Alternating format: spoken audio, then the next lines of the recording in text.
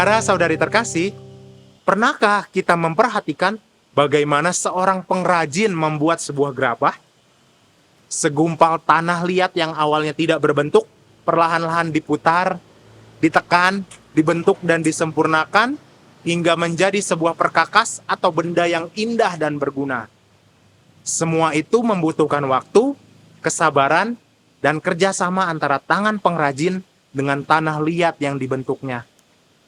Gambaran itulah yang sekiranya bisa kita temukan dalam bacaan pertama esok hari. Allah mengajak Nabi Yeremia datang ke rumah seorang tukang periuk.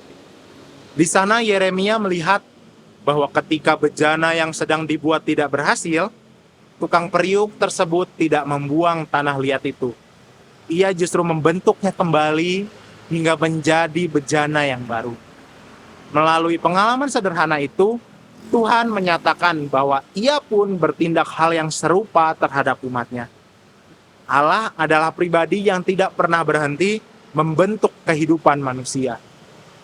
Sabda Tuhan esok hari turut mengajak kita menyadari bahwa proses pembentukan itu membutuhkan keterbukaan dari pihak kita. Allah tidak memaksa manusia. Ia mengundang kita untuk bersedia dibentuk sedikit demi sedikit melalui pengalaman hidup, permenungan atas sabdanya, melalui doa, keluarga, bahkan melalui orang-orang yang ditempatkannya di sekitar kita. Paham yang sama juga tampak dalam bacaan Injil. Yesus mengibaratkan kerajaan surga seperti jala yang mengumpulkan berbagai jenis ikan. Pada akhirnya, ada proses pemilahan. Gambaran ini mengingatkan kita bahwa kehidupan iman adalah sebuah perjalanan untuk terus dibentuk agar semakin selaras dengan kehendak Allah. Bukan karena Allah mencari manusia yang sudah sempurna, tetapi karena Ia menghendaki hati yang mau terus bertumbuh. Dalam pengalaman sehari-hari, sebenarnya kita sudah mengalami proses pembentukan itu. Terdapat orang tua yang dengan sabar masih terus belajar memahami anak-anaknya di setiap tahap pertumbuhan mereka. Terdapat pasangan suami istri yang masih terus belajar saling mendengarkan sehingga hubungan mereka semakin dewasa. Terdapat pula pribadi tertentu yang mulai membiasakan diri meluangkan waktu untuk berdoa di tengah kesibukan atau belajar lebih tenang ketika menghadapi persoalan. Semua itu mungkin tampak sederhana, namun justru melalui langkah-langkah kecil seperti itulah Allah sedang membentuk hati kita.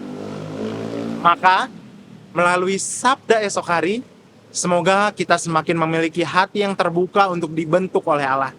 Mungkin proses pembentukan itu tidak selalu mudah dan tidak selalu cepat. Bahkan bisa membuat diri kita tidak nyaman.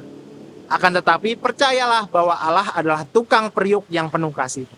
Ia mengetahui seperti apa diri kita, memahami setiap perjalanan hidup kita dan tidak pernah berhenti membentuk kita menjadi pribadi yang semakin mencerminkan kasih-Nya.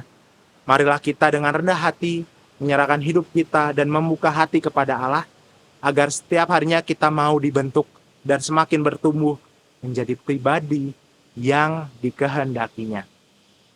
Tuhan memberkati.